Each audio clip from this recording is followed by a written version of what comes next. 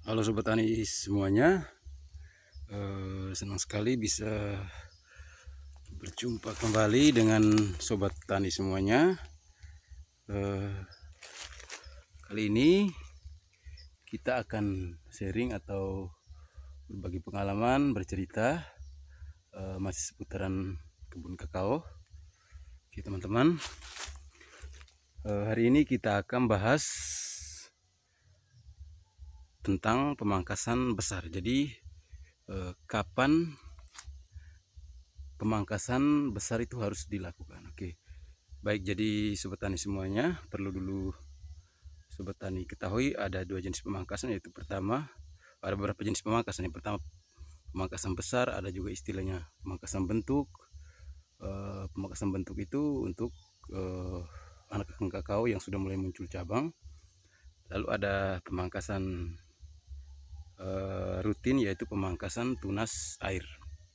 Oke, kali ini kita bahas dulu menyangkut pemangkasan besar. Oke Sobat Tani semuanya, jadi kapan pemangkasan besar itu dilakukan? Jawabannya, pemangkasan besar itu dilakukan sebelum musim buah dan akhir musim buah.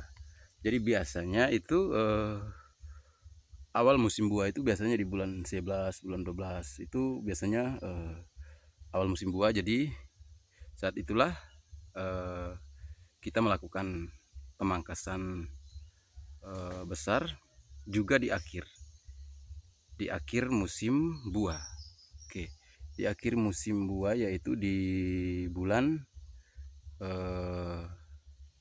biasanya bulan 7, 8 itu biasanya akhir musim buah.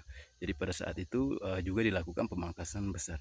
Nah, sebelum itu mungkin kita harus tahu lebih jauh juga pemangkasan besar itu sebenarnya seperti apa. Baik, jadi pemangkasan besar itu adalah pemangkasan dahan-dahan yang tidak produktif, juga pemangkasan dahan-dahan yang terlalu berdempetan, dan waktunya sudah seperti yang saya jelaskan tadi, di awal dan akhir musim buah. Oke, jadi tujuan pemangkasan besar ini sebenarnya untuk apa? Jadi tujuan yang pertama yaitu mengatur intensitas cahaya matahari yang masuk ke kebun kakao.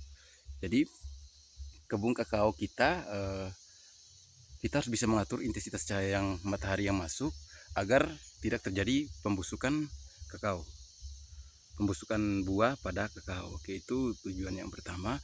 Lalu tujuan yang kedua bisa juga meningkatkan produktivitas. Jadi ada banyak cabang-cabang mungkin dalam sebuah pohon kakao itu yang sebenarnya cabang-cabang yang tidak perlu. Jadi cabang-cabang seperti ini, cabang-cabang berdempetan atau cabang-cabang yang letaknya ditutupi, cabang-cabang seperti ini harus dibersihkan. Alasannya karena biasanya cabang-cabang seperti itu tidak produktif dan nanti hanya akan merugikan makanan yang masuk dari dalam tanah menuju kepada pohon. Jadi makanan yang masuk dari dalam tanah menuju ke pohon sangat boros karena harus dibagi dengan banyak cabang. Jadi kalau ada cabangnya pas, tidak terlalu banyak, tidak berdempetan, maka otomatis makanan yang masuk ke dalam tubuh kakao pasti akan bermanfaat dengan efektif. Dan ini biasanya makanan tersebut akan diolah dan akan menghasilkan menjadi dalam bentuk produksi, yaitu buah dan bunga. Jadi prinsip yang kedua yaitu tidak terjadi pemborosan bahan makanan dari dalam tanah. Oke, jadi mungkin seperti itu saja Sobat Tani. Nanti kita akan berjumpa kembali.